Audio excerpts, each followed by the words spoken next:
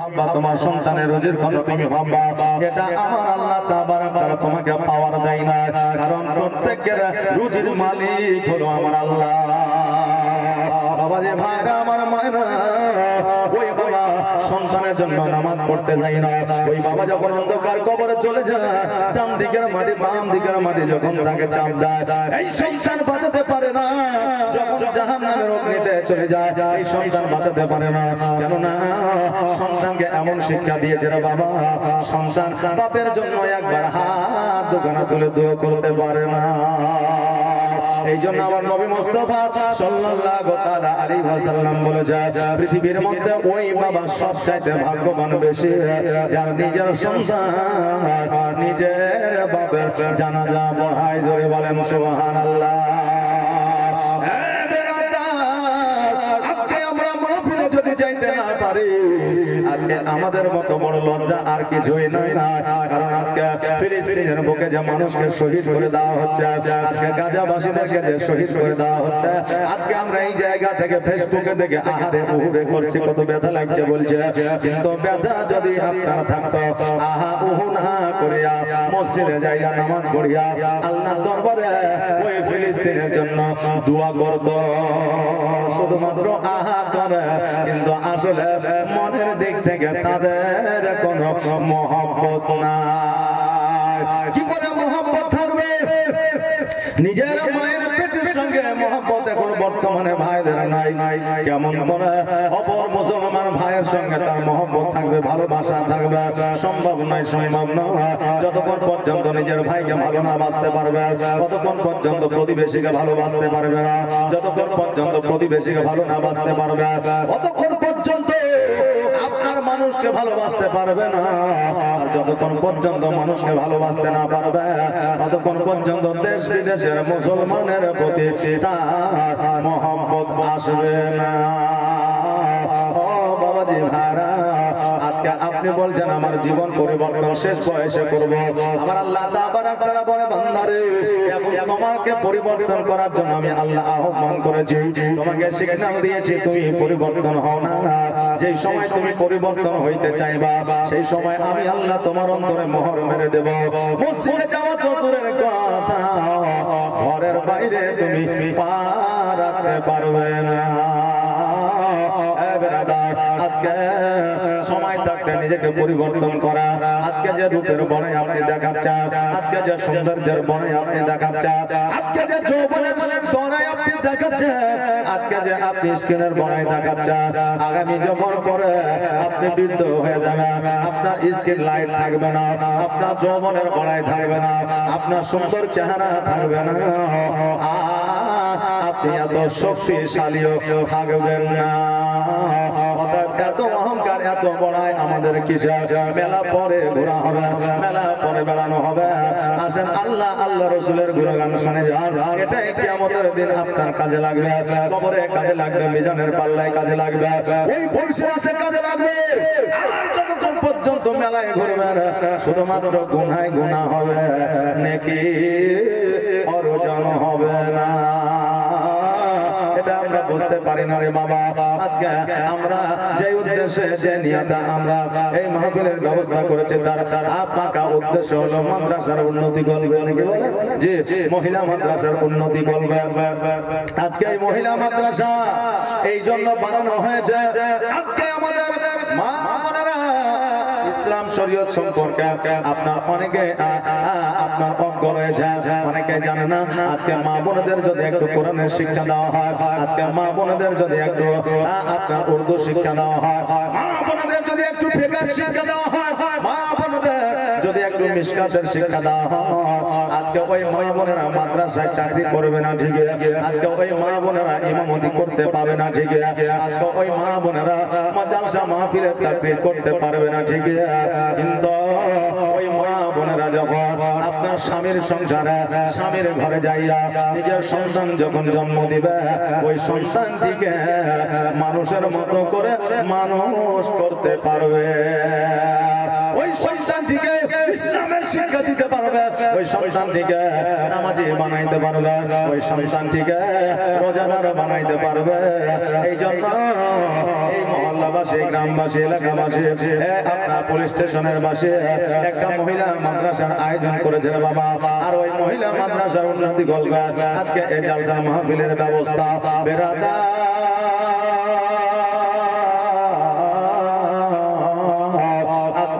কোন মহিলা যখন শরীয়তের শিক্ষা সে অর্জন করবে, তার দ্বারা বাপ মাকে অন্যায় কথা বলবে না, তার দ্বারা স্বামীর সঙ্গে দুর্ব্যবহার হবে না, তার দ্বারা পাড়া প্রতিবেশীর সঙ্গে খারাপ আচরণ আপনার পাওয়া যাবে না।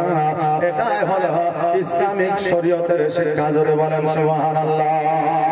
যেই খাদিজাতুল কুবরা রাদিয়াল্লাহু তাআলা আনহা যখন আপনার ইসলাম ধর্মের মধ্যে দীক্ষিত ছিল না, যখন কালেমা তাইয়্যিবা লা ইলাহা ইল্লাল্লাহু মুহাম্মাদুর রাসূলুল্লাহ সাল্লাল্লাহু তাআলা আলাইহি ওয়াসাল্লাম যখন কালেমাটা পড়ে না, তখন আমার নবী মুস্তাফা সাল্লাল্লাহু তাআলা আলাইহি ওয়াসাল্লাম ওই খাদিজা নিজের রাত দরবারে কর্মরত আমার নবীজিকে রেখেছিলেন। জোরে বলেন সুবহানাল্লাহ।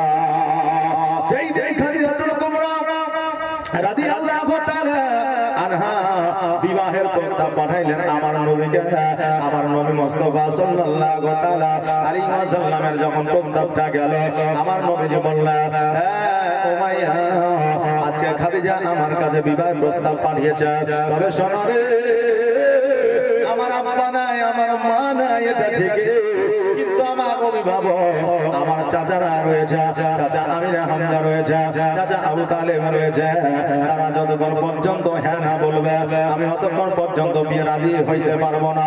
আর আমার চাচারা যদি রাজি হইয়া যায়, আমি নবী রাজি হইয়া যাব। জোরে বলুন সুবহানাল্লাহ। নারে তাকবীর, নারে রিসালাত, মাসলাক আলা হযরত কমিটি। জোরে বলেন জিন্দাবাদ। সুবহানাল্লাহ, জাযাকাল্লাহ, মাশাআল্লাহ। এই নারায়ের ধ্বনি এত সুন্দর ধ্বনি রে বাবা, এই নারা একবার যদি আপনি লাগাইতে পারেন মন থেকে, দিল থেকে, অন্তর থেকে, আপনার শরীরে 70% ক্ষমতা আমার আল্লাহ বাড়িয়ে দেয়। জোরে বলেন সুবহানাল্লাহ।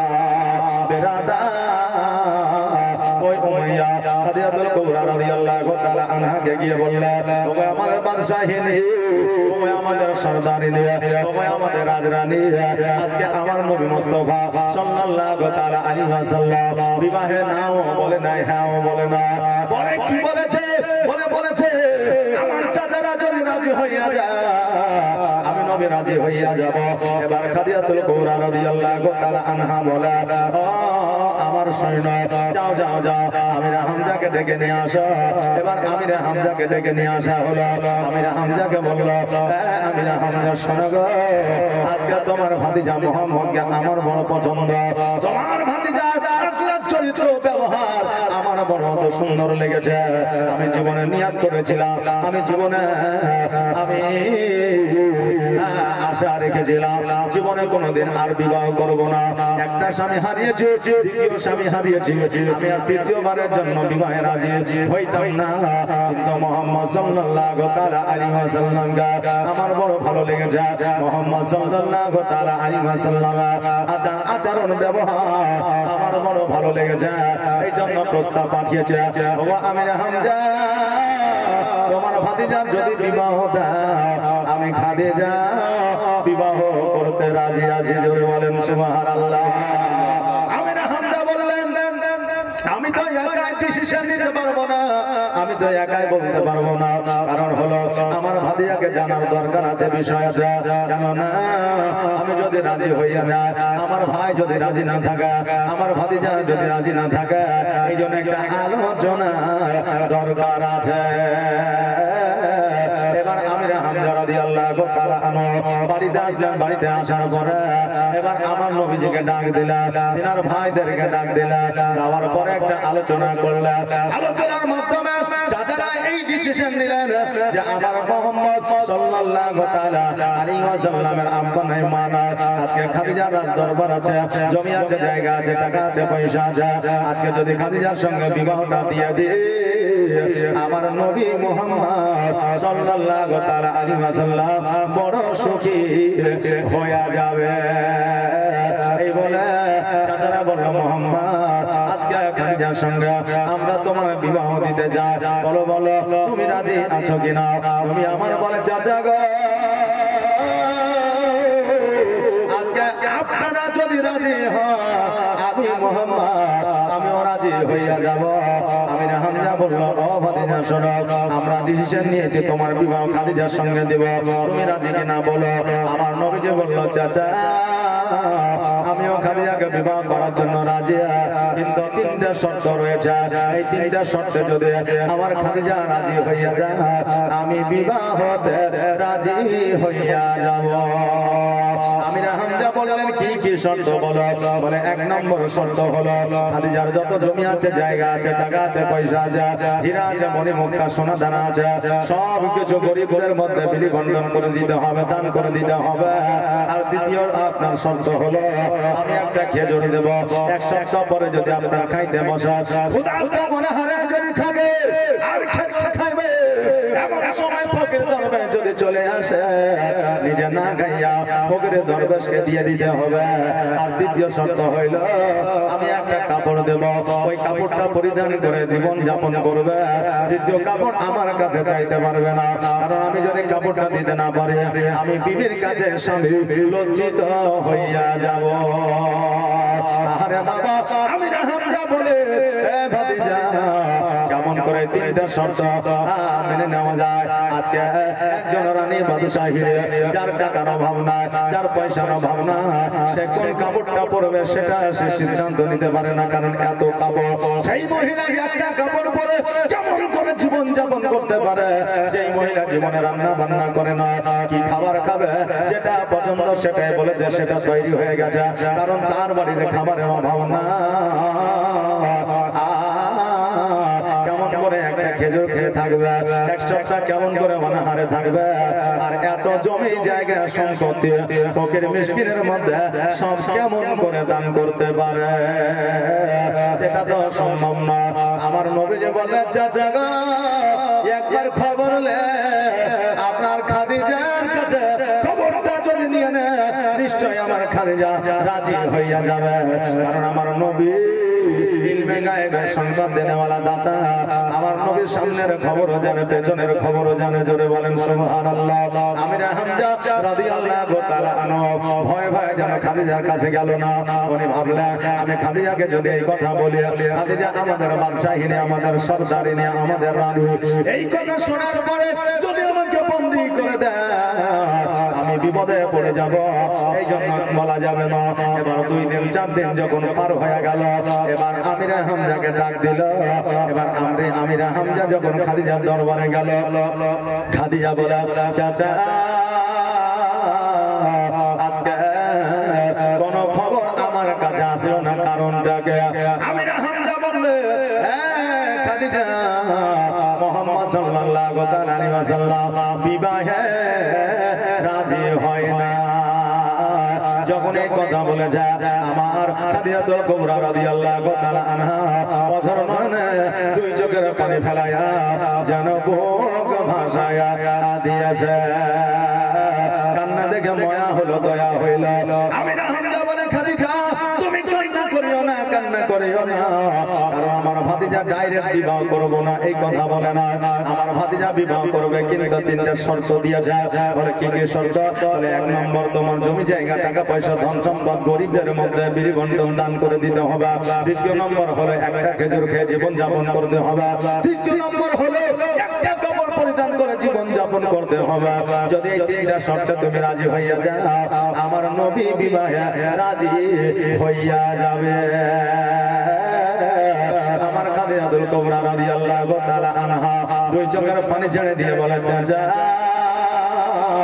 এই 3টা শর্ত তো দূরের কথা, আমার নবী যদি আমার কলিজা চাইতো আমি নির্দ্বিধা আমার কলিজাটাকে বের করে আমার নবীর পায়ের তলে রেখে দিতাম। জোরে বলেন সুবহানাল্লাহ। চাচা আমি নবীজিকে এত ভালোবাসি, আজকে আমার সয় সম্পত্তি অট্টালিকা তো দূরের কথা, আমার কলিজা পর্যন্ত আমার নবীকে পার করে দিয়ে দিতাম। আমি এই 3টা শর্তে রাজি আছি, জোরে বলা সুবহানাল্লাহ। আজকে অনেক যুবক যুবতী আছে, এরা বলবে হুজুর গো, আজকে খাদিজা যদি প্রেম করে ভালোবাসা করে আমার নবীকে যদি বিবাহ করতে পারে, তবে প্রেম ভালোবাসা তো মনে হয় সুন্নাত বলে। হ্যাঁ, নামাজ পড়তে হবে এটা জানে না, জালসায় যেতে হবে এটা জানে না, রোজা করতে হবে এটা জানে না, কিন্তু বয়ফ্রেন্ড গার্লফ্রেন্ড ভালোবাসবে এটা তারা জানে, যেটা ইসলামের সুন্নাত, শরীয়তের সুন্নাত নাকি বলে, এটা তারা জানে। কিন্তু বলবো নিউ জেনারেশন যুবকরা শুনে না, শুনে না, আমার খাদিজা নবীকে মহব্বত করেছিলেন ঠিক, কিন্তু প্রকাশ্যে কোনোদিন কথাবার্তা বলে না। আমার খাদিজা নবীজিকে মহব্বত করেছিলেন ঠিক, কিন্তু কোনোদিন পর্দা ছাড়া নবীজির সম্মুখে যায় না। আমার নবীজিকে মহব্বত করেছিলেন ঠিক, কিন্তু ডাইরেক্ট কোনোদিন আমার নবীর সঙ্গে কথা বলে না। তাদের প্রেম এইরকম ছিল রে বাবা। আর বর্তমানে আমাদের যুবক যুবতীর প্রেম ভিডিও কলে কথা না বললে তাদের প্রেম হয় না। আজকে 14ই ফেব্রুয়ারিতে গোলাপ না দিলে তাদের প্রেম হয় না। আজকে পার্কে ঘুরতে না গেলে তাদের প্রেম হয় না। আজকে মোবাইলে দিনের পর দিন রাতের পর রাত কথা না বললে তাদের প্রেম হয় না। আজকে সপ্তাহে ছুটির দিনে একবার দেখা না করলে প্রেম হয় না। আমার মা বোনেরা, যুবক যুবতীরা, আজকে তোমাদের বলে যা, আজকে তোমার প্রেম ভালোবাসা কোথায় আর আমার নবীর প্রেম ভালোবাসা কোথায়, জোরে বলা সুবহানাল্লাহ। অনেক সময় ইউসুফ জুলেখাকে নিয়ে আপনার যুবক যুবতীরা বলে তারা প্রেম করেছিল, ভালোবাসা ছিল, তাদের প্রেম ছিল অমর। কিন্তু ইতিহাস আমাদের অনেকেরই জানা আছে যে জুলেখা একাধবার নয়, শত শতবার আমার ইউসুফ আলাইহিস সালামকে নিজের দিকে আকৃষ্ট করার চেষ্টা করেছিলেন, কিন্তু যতবারই চেষ্টা করেছিলেন ততবারই ফেল হয়েছিল, জোরে বলা সুবহানাল্লাহ। আজকে আমরা এই ওয়াজটাও করি, এই কথাটাও বলি, আমার ইউসুফ আলাইহিস সালামকে আমার আল্লাহ এত চেহারা দিয়েছিল, এত আপনার নূরানিময় চেহারা ছিল, যে যখন মহিলাদেরকে আপেল দেওয়া হয়েছিল, একটা চাকু দেওয়া হয়েছিল, আর চেহারা থেকে আপনার আপেলটাকে কাটতে বলা হয়েছিল, ইউসুফ আলাইহিস সালামের দিকে তাকায়া আপেল কাটতে গিয়ে হাত পর্যন্ত কেটে পার করে দিয়েছিল। জ্বালা যন্ত্রণা তো দূরের কথা, আমার ইউসুফ আলাইহিস সালামের চেহারা দেখিয়া হাত কেটে পার হয়ে গিয়েছিল, তবুও জানতে পারে নাই, জোরে বলেন সুবহানাল্লাহ। আমার বাবাজি ভাইরা, আজকে ইউসুফ আলাইহিস সালামকে দেখে হাত কেটে মা বোনেরা আপনার পার করে দিয়েছিল, জানতে পারে না। রাবিরা বর্ণনা করতেছে, আজকে ইউসুফের চেহারা না দেখিয়া যদি সেই মহিলারা আমার নবীর চেহারা দেখতো, তারা হাত না কাটিয়া তারা নিজের গর্দান কেটে দিত, জোরে বলা সুবহানাল্লাহ। ওই খাদিজাতুল কুবরা রাদিয়াল্লাহু তাআলা আনহা বলে, চাচা গো, আজকে তিনটা শর্ত নয়, তিনটা নয়, আমার নবী আজকে থেকে যেটা বলবে আমি খাদিজা আমি সেটাতে রাজি আছি, জোরে বলা সুবহানাল্লাহ। আল্লাহর নবী নবী গো, আপনি নবী আমার জীবনের জীবন, আপনি আমার জীবন সাথী, অন্ধকার কবরের বাতি, আপনি নবী আমার নির্জনের একজন। আল্লাহর নবী নবী গো, আপনি নবী আমার জীবনের জীবন। আর দেখা আপনার মজেজা ভাগবতী খাদিজা, আর দেখা আপনার মজেজা ভাগবতী খাদিজা, সব দিল নবী আজীবন আর মরণ। আল্লাহর নবী নবী গো, আপনি নবী আমার জীবনের জীবন, আপনি আমার জীবন সাথী, অন্ধকার কবরের বাতি, আপনি নবী আমার নির্জনের একজন। আল্লাহর নবী নবী গো, আপনি নবী আমার জীবনের জীবন। আমার খাদিজাতুল কুবরা রাদিয়াল্লাহু তাআলা আনহা আমার নবীজির কথা মোতাবেক রাজি হইয়া গেলে, আমার নবীজি বিবাহ রাজি হইয়া গেলে, নবীজি একটা নয়, দুইটা নয়, পাঁচটা নয়, সাতটা নয়, 10টা নয়, 20টা নয়, 30টা নয়, আমার নবীজি সেই আমলে 70টা উট মোহরানা দিয়ে আমার খাদিজাকে বিবাহ করেছিলেন। জোরে বলেন সুবহানাল্লাহ। একটু আওয়াজ দিয়ে বলা যাবে না সুবহানাল্লাহ? আর একটু আওয়াজ দিয়ে বলা যাবে না সুবহানাল্লাহ? একটু আওয়াজ দিয়ে আমরা যতই লোক থাকি না কেন এমন ভাবে সুবহানাল্লাহ বলবো যাতে এই সুবহানাল্লাহ সোনার মদিনাতে পৌঁছে যায়। জোরে বলে সুবহানাল্লাহ। নারে সালাম। হ্যাঁ বাবাজি ভাইরা, আমার নবী মুস্তাফা 70টা উট মোহরানা দিয়েছিলেন আমার খাদিজাকে সেই সময়ে। আর এখন বর্তমানে আমরা আমাদের মা বোনদের মোহরানা আদায় করে 1001 টাকা, 5001 টাকা, নাকি বলে? আর পয়লাবার সময় 4 লাখ 5 লাখ টাকা। কারণ পয়লাবা হইল হারাম, ওই হারামটা আমরা 5 লাখ টাকা নিয়ে থাকি। আর মোহরানা দেওয়া হলো হালাল, ওই হালালটাই আমরা 5000 1000 দিয়ে থাকি। এখান থেকে বোঝা যায় আমরা বর্তমানে মুসলমান, আমাদের হারামের প্রতি ইন্টারেস্টটা বেড়ে গেছে। আর হারামের প্রতি হালালের প্রতি ইন্টারেস্টটা কমে গেছে। হারামের প্রতি আমাদের ইন্টারেস্টটা বেড়ে গেছে। আমাদের মন মানসিকতা পরিবর্তন হয়ে গেছে। আমাদের মন মানসিকতা আলাদা হয়ে গেছে, পরিবর্তন হয়ে গেছে। সুবহানাল্লাহ। এই দেখেন মাইনের কথা বলতে বলতে মাইন চলে এসেছে, অসুবিধা নাই। জাযাকাল্লাহ মাশাআল্লাহ। সুবহানাল্লাহ। এই দেখেন আপনাদের এই ইমাম সাহেব প্রতি বছর একটা করে বুঝেন উইরমেল দেয় প্রতি বছরে। হ্যাঁ, তো এই উইরমেল গুলো বুঝেন 1 বছর করে চলে। হ্যাঁ, তো এই বলে এই রুমাল আর কিনতে হয় না। আমার এই উইরমালি 1 বছর চলে যায়, আবার সামনে বছর আসবে জলসা আবার একটা পেয়ে যাবে। কি বলো সুবহানাল্লাহ। এই জায়গাতে তো আমাদের কোনো ব্যাপার নেই, পরিচিত জায়গা, সুপরিচিত, সবাই আমাকে চেনে, আমিও সবাইকে চিনি। আর সবচাইতে বড় কথা হলো আপনাদের যোগ্যতম ইমাম, স্নেহের ইমাম মাওলানা মোহাম্মদ ফরমান আলী সাহেব, উনি আমার খুব একবারে বললেন কাছের বন্ধু, কাছের ফ্রেন্ড, যেটাকে বলা হয় কি বলা হয় এখন যে মানে যুবক যুবতীরা বলছে যেটাকে বলে বেস্টি না বেস্টি বলে, কোনটা বেস্টি বলে, মানে খুব বেস্ট ফ্রেন্ড যাকে বলা হয়। তা আমার খুব বেস্ট ফ্রেন্ড, মানে সকালে বিকেলে দুপুরে জালসা না থাকলে দেখা করে একবার চাই, কথা বুঝলেন তো? সুবহানাল্লাহ মাশাআল্লাহ।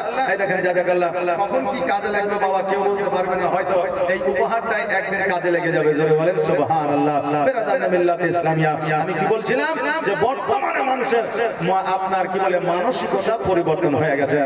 এক বললেন লাতিকে নানি বলছে যে লাতি রে আমার খুব জ্বর হয়েছে, তো একটু ডাক্তার দেখিয়ে এসে। এখন লাতি বলছে যে হ্যাঁ তাহলে চলো, কারণ লাতিকে অনেক নানি ভালোবাসে বা অনেক দাদি আপনার পোতাকে ভালোবাসে, বাসে না বাসে। তো এখন নানি বলছে তাহলে চ ডাক্তার দেখিয়ে এসে। এখন ডাক্তার দেখাচ্ছে, ডাক্তার দেখার পরে টোটোতে করে বাড়ি আসছে। এখন নানি বলছে যে হ্যাঁ ভাই আমার শরীরটা খুব খারাপ করছে। জি, এখন লাতি বলছে কাজ করো, আমার ঘাড়ের উপরে মাথা দিয়ে একটু আরাম করো, ঘাড়ের উপর মাথা দিয়ে একটু আরাম করো, ততক্ষণ বাড়িতে পৌঁছে যাবো। এবার নানি কি করেছে, লাঠির ঘাড়ে মাথা দিয়ে আরাম করছে। আর ওই সামনে আর একটা ছেলে টোটোতে উঠেছে। আর উঠার পরে দেখছে যে একজন মহিলা একজন পুরুষের কাঁধে মাথা দিয়ে আরাম করছে। আর দেখছে মহিলা তো বয়স অনেক বেশি আর এই ছেলেটার বয়স তো অনেক কম।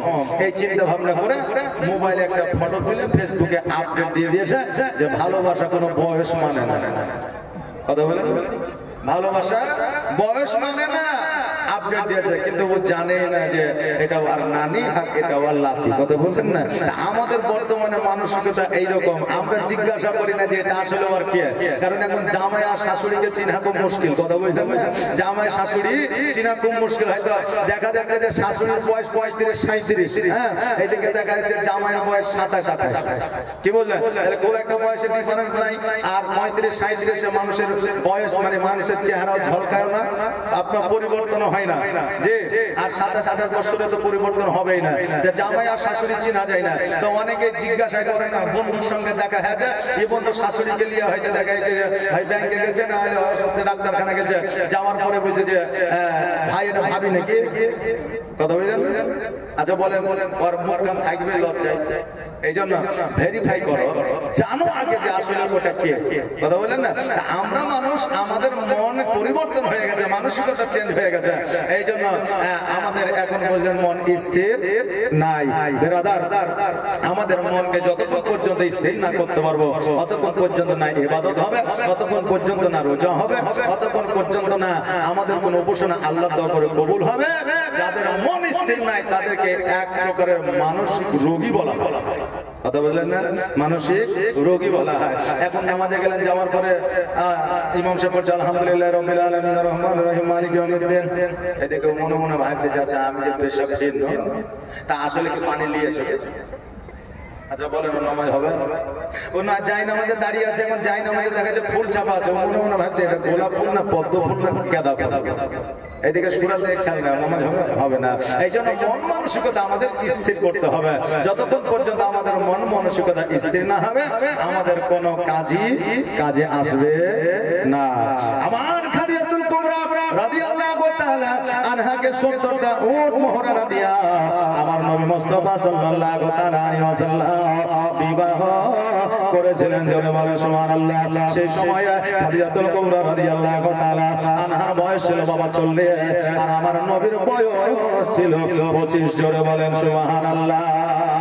ওগো দিবানা হইয়া ডাকি তোমায় সারা দাও না গো একবার। জোরে বলেন সুবহানাল্লাহ। আশিক হইয়া ডাকি তোমায় সারা দাও না গো একবার। আর তোমার নূরে জগৎ নূরানী আর জিন্ন ইনসান দরুদ পড়ে ফারিস্তা আসমানী। আর তোমার নূরে জগৎ নূরানী আর জিন্ন ইনসান দরুদ পড়ে ফারিস্তা আসমানী। জগৎ রহমতের সীমানা কাঁদে আসিতে সিজদা গুনাহগার উম্মাত আছে আমার কেমন হবে পার। দিবানা হইয়া ডাকি তোমায় সারা দাও না গো একবার। আর প্রথম যেদিন আসিলে ভবে আর জিন্ন ইনসান দরদ পড়ে কত গরমে। জাগা রহমতের সীমানা কাঁদে আসিতে সিজদায় গুনাহগার উম্মাত আছে আমার কেমন হবে পার। দিবানা হইয়া ডাকি তোমায় সারা দাও না গো একবার।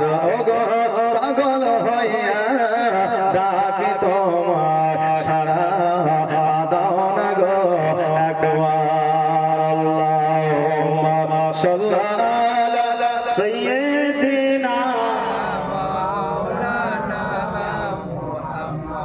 ওয়ালা আলা সাইয়্যিদিনা মাওলানা মুহাম্মদ। এই দেখেন বাবাজি ভাইরা, একজন 600 টাকা দান করেছে, একজন 100 টাকা দান করেছে।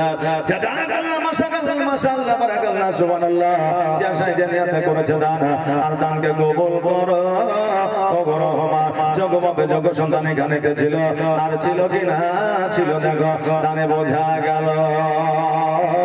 আহারে আজকে আমার খাদিজাতুল কুবরা রাদিয়াল্লাহু তাআলা আনহা আমার নবীজিকে বিবাহ করিয়া আমার নবী মুস্তাফা সাল্লাল্লাহু তাআলা আলাইহি ওয়াসাল্লাম আমার খাদিজা জান মুবারকের উপরে মাথা দিয়েছে। আমার খাদিজাতুল কুবরা রাদিয়াল্লাহু তাআলা আনহা যেন আমার নবীজির মাথা মুবারকের চুলগুলো যেন নাড়তে আছে, স্বামী আর স্ত্রীর গল্প যেন করতেছে আর যেন মিসকে হাসতেছে। এই জন্য আমার আল্লাহ বলেছে বান্দা বান্দিরে তোমরা স্বামী আর স্ত্রী যদি একে অপরের দিকে তাকায়া যদি একটু মিসকে হাসি দিয়ে দাও আমার আল্লাহ তাবারক তাআলা বলে আমি তাদের নেকির খাতা দাতা একটা মাকবুল হজের সব দান করে দিয়ে জোরে বলেন সুবহানাল্লাহ। কিন্তু বাবা বর্তমানে আমাদের অবস্থা, আমরা স্বামীকে দেখে বিবিরা খুশি হয় না, আর বিবিকে দেখে স্বামীরা খুশি হয় না। এখন খুশি যদি হয় তো ওই শফিকের ভিডিও দেখে, কথা বলেন না, আমার মা বোনেরা যাদের খুশি হয় এই দেখেন বলছেন শফিকের ভিডিও দেখে স্বামীর মুখ দেখে বিবি হাসে না, আর বিবির মুখ দেখে স্বামী হাসে না। তবে বাবা সবাই লয়, এখন দেখবেন যে জিনিসগুলো আমাদের শোনার ব্যাপার সেগুলো শুনে আমরা খুশি হই না, আর যেগুলো শুনলে আমাদের নেকিও হবে না গুনাহ হবে না সেগুলো শুনে আমরা খুশি হই। এই দেখেন বাবা, আগামী কালকে আমি জালসা ছিলাম মালদার বুকে, তা আমি গজাল যতটা বলেছি না বলেছি 5 দিন জীবনে ছিল, কেউ কোনোদিন সুবহানাল্লাহ মাশাআল্লাহ জাযাকাল্লাহ বারাকাল্লাহ আলহামদুলিল্লাহ বলে কিনা? হ্যাঁ জুলফিকার, আরে বাপ রে, জুলফিকার তোমার দরকার আছে ভবিষ্যতে নাকি? সুবহানাল্লাহ। এই দেখেন জুলফিকার 200 টাকা দান করেছেন, সুবহানাল্লাহ মাশাআল্লাহ। তো বিরাদার গজাল শুনে এক কেন ছেলে মিলে বললেন না সুবহানাল্লাহ, আর যেমনই বলেছি বললেন কথায় কথায় যে একটা চা বানাও আমার জন্য, কি বললেন? বলছে একটা চা বানাও আমার জন্য, তো সবাই খুশি। বলছে এতক্ষণে একটা গজল হইল, এটা গজল লয় না তো লয়, এটা আপনার কোনো কিছু নেই, এটা একটা হচ্ছে ছন্দ, কোন মৌলবী কোন মাওলানা বানিয়েছে গেয়েছে, এটা হচ্ছে একটা ছন্দ। কি বলছে? বলছে একটা চা বানাও আমার জন্য, আদা দিও এলাচি দিও চিনি দিও সামান্য, একটা চা বানাও আমার জন্য। এতেই মানুষ পাগল খুশি, কথা বললেন না? কিন্তু রসুলের আশিক হয়ে নবীর শানে গজল বললে খুশি করা যাচ্ছে না বেরাদার। এই জন্য বাবা যেটা শরীয়তে বলছে করো সেইটা ধরে থাকো, আর যেটাকে বাতিল করতে বলা হচ্ছে সেইটাকে বাতিল করো। তারিকুল সুবহানাল্লাহ, দেখেন তারিকুল আলম 500 টাকা দান করেছে, জাযাকাল্লাহ মাশাআল্লাহ বারাকাল্লাহ সুবহানাল্লাহ সুবহানাল্লাহ। যে নিয়তে করেছে দানকে কবুল করো করো আরে আমার মা বোনেরা। আজকে খাদিজাতুল কুবরা রাদিয়াল্লাহু তাআলা আনহার জীবনী থেকে একটু শিক্ষা নিয়ে দাও। আমার খাদিজা যখন দেখলেন নবী আমার ঘুমায় গিয়েছে, আমার খাদিজাতুল কুবরা রাদিয়াল্লাহু তাআলা আনহা উনিও যেন বাবা বিছানায় ঘুমিয়ে গেলেন। এবার খাদিজা রাত্রিবেলায় যখন বিছানা থেকে উঠেছে, এবার বিছানা থেকে উঠার পরে লক্ষ্য করে দেখছে যেন আমার নবী যেন বিছানায় শুয়ে না।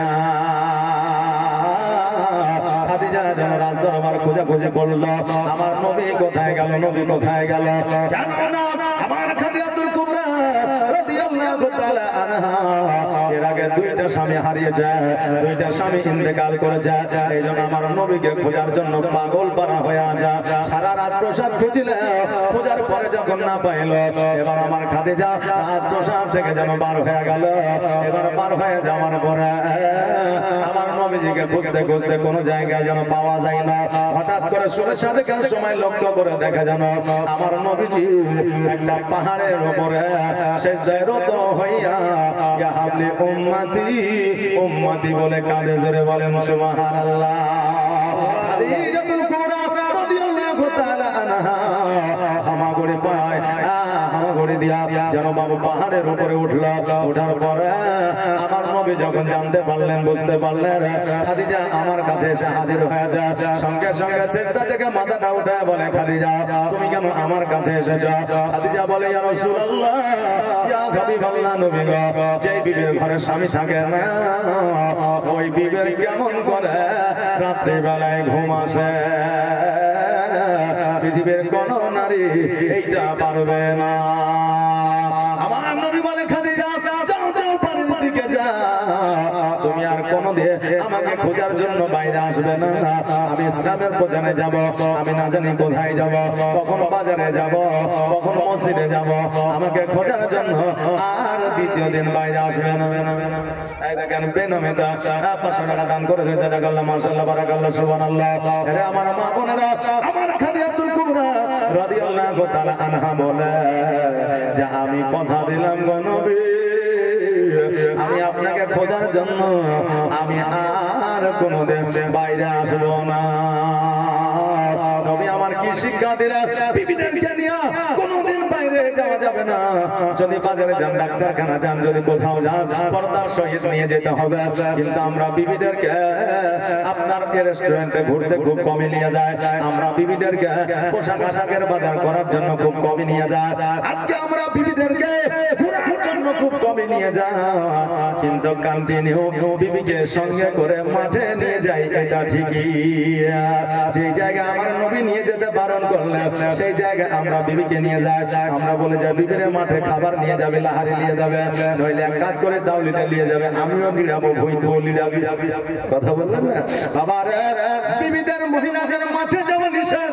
আমাদের মা বোনেরা, আমাদের বাপজিরা নিজের বিবিদেরকে সঙ্গে করে মাঠে নিয়ে যায়, আর মাঠে যাওয়ার পরে কাজকর্ম করায়। এরে আমার মা বোনেরা, বাপজিরা একটা কথা বলে যায়, সব চাইতে পৃথিবীর মধ্যে অভাবী ছিল, সব চাইতে দুঃখ কষ্ট, জমি জায়গা ছিল না, যার নাম ছিল হযরত আলী। জোরে বলেন সুবহানাল্লাহ। ওই হযরত আলী রাদিয়াল্লাহু তাআলা এত অভাবী ছিলেন, হযরত ইমাম হাসান হোসেনকে পর্যন্ত বন্ধক রেখেছিলেন। আমার হযরত আলী এত অভাবী ছিলেন যে আমার আলী রাদিয়াল্লাহু তাআলা একদিন নয় 10 দিন পর্যন্ত অনাহারে ছিলেন। তবুও আমার আলী কোনোদিন বলে নাই বিবিরা চলো আমরা জঙ্গলের মধ্যে কাঠ কাটিব, দুজনে একসাথে বিক্রি করব, আমাদের অভাব অনটন দূর হয়ে যাবে।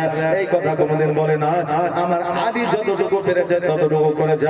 এত অভাব থাকার পরেও জীবনে কোনোদিন বিবিকে বাইরে কর্মের জন্য পাঠায় নাই। জোরে বলেন সুবহানাল্লাহ।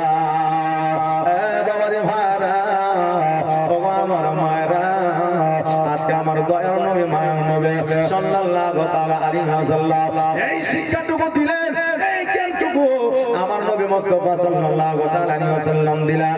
এবার খাদিজা রাদিয়াল্লাহু তাআলা আনহা যখন বাবা দণ্ডায়মান হইলা, একটু যেন আহা করে উঠেছে। এবার নবী বলে খাদিজা তোমার মুখ থেকে শব্দ বার হইল, কারণটা কি, তোমার কি কষ্ট হয়? খাদিজা বললেন নবী গো, আমি যখন পাহাড়ের উপরে উঠেছি আমার হাঁটু আর কইনা ক্ষত বিক্ষত হয়ে গেছে, রক্ত বাইর হচ্ছে, এই জন্য ব্যথায় ব্যথিত হয়ে আছে। নবী আমার বললেন কোন জায়গা? বলে এই জায়গা। যেমন আমার খাদিজাতুল কুবরা রাদিয়াল্লাহু তাআলা আনহা যখন আপনার জায়গাটা দেখায় দিয়েছে, অমনি আমার নবী মুস্তাফা সাল্লাল্লাহু তাআলা আলাইহি ওয়াসাল্লাম মুখের থুতু মুবারক লাগিয়ে দিয়েছে। খাদিজা বললেন খোদার কসম করে বলে আমার নবী যখন আমার ক্ষত বিক্ষত জায়গাটা থুতু মুবারক লাগিয়ে দিলেন, আমার ওই ক্ষত বিক্ষত জায়গাগুলো ভালো হওয়া তো দূরের কথা, একটু দাগ পর্যন্ত ছিল না। জোরে বলেন সুবহানাল্লাহ। একটা দাগ পর্যন্ত ছিল না, সমস্ত দাগ মিশে গিয়েছিল। কেউ বলতে পারবে না, আমিও জানতে পারছি না যে এই জায়গাটা কিছু সেকেন্ড আগে ক্ষত বিক্ষত ছিল, রক্ত বাইর হইতেছিল। এইরকম বিজ্ঞান জগতের মধ্যে আর দ্বিতীয়বার আসবে না। আর প্রেম খেলা খেলছ দয়াল রে দয়াল, তোর খেলা চমৎকার,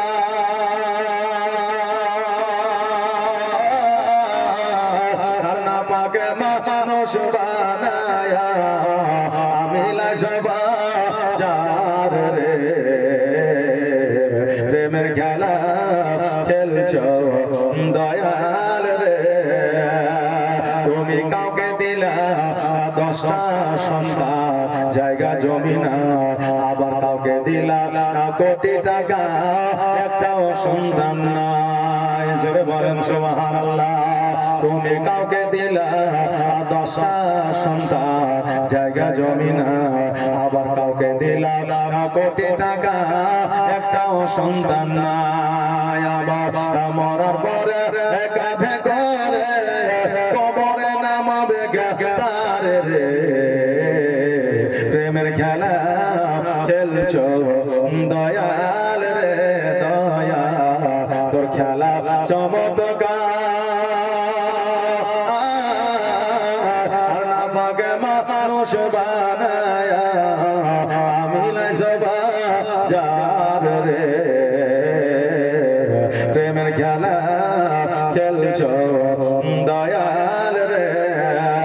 তুমি কারো কলিজা আগুন দিলা, মা বাবা কেড়ে নিয়া, আবার কারো করিলা চিরদুখী সন্তান আসবানায়া আমার কাউকে তুমি কান্দাও দয়া মনের মানুষ কেড়ে নিয়া আমার কাউকে অল্প বয়সে রাখলে তুমি বিধবা বানায়া রে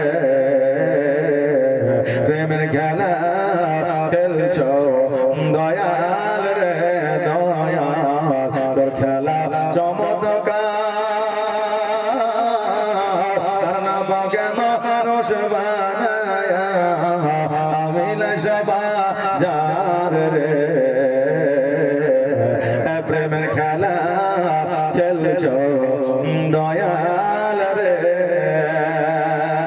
আল্লাহুম্মা সাল্লি আলা সাইয়্যিদিনা মাওলানা মুহাম্মদ ওয়া আলা আলি সাইয়্যিদিনা মাওলানা মুহাম্মদ সাল্লাল্লাহু আলা মুহাম্মাদিন সাল্লাল্লাহু আলা মুহাম্মদ হরদম ज़बान से निकालो पाक नामे मोहम्मद हरदम ज़बान से निकालो शफीआना मोहम्मद এই দিকে আমার খাদিজাতুল কুবরা রাদিয়াল্লাহু তাআলা আনহা যেন বাবা বাড়ির দিকে চলে আসলেন সকালবেলা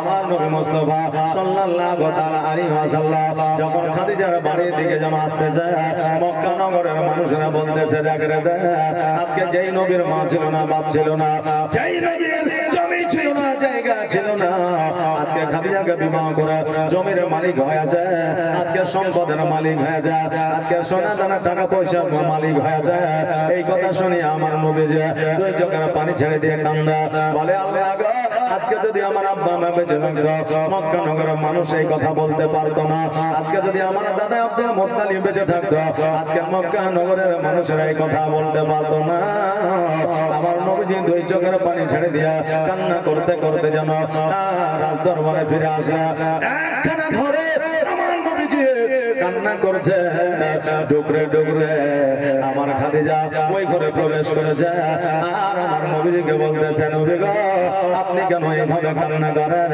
আপনার কান্না আমি খাদিজা সহ্য করতে পারি না ইয়া রাসূলুল্লাহ ইয়া হাবিবাল্লাহ নবী গো আপনি দয়া করে কান্নাটা বন্ধ করেন আমার নবী বলে খাদিজা আজকে তুমি কি আমার জন্য এই জমি জায়গা টাকা পয়সা গুলোকে দান করতে পারবে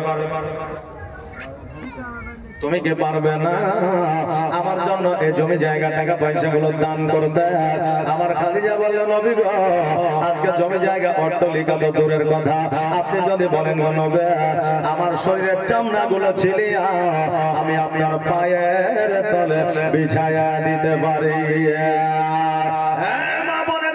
এই ছিল বিবি আমার নবী যেটা বলেছে সেটা শুনেছেন আমার নবী মুস্তাফা সাল্লাল্লাহু তাআলা আলাইহি ওয়াসাল্লাম আমার নবীজি আজকে আমার খাদিজার স্বামী ছিলেন জোরে বলেন সুবহানাল্লাহ নবী বলেছেন নারে রিসালাত মাসলাকে আলা হযরত জিন্দাবাদ উলামা আহলে সুন্নাত জীবনী বক্তা জলসা কমিটি সুবহানাল্লাহ এই দেখেন ইন্টারন্যাশনাল ইউটিউব ফেমাস বক্তা আপনাদের কাছে চলে এসেছে কথা বুঝলেন না একবারে ইন্টারন্যাশনাল নদিয়ার হাসানুজ্জামান জি হ্যাম্বেলের নাম দেওয়া আছে আপনারা শুনেছেন খুবই ফেমাস ইউটিউব খুলবেন তো দেখতে পাবেন সুবহানাল্লাহ মাশাআল্লাহ বারাকাল্লাহ উনি চলে এসেছেন নুরানিময় চেহারা নিয়ে তবে আমি বক্তব্য আপনাদের কাছে রাখবো না সুবহানাল্লাহ জাযাকাল্লাহ আসেন একটু ছোট্ট করে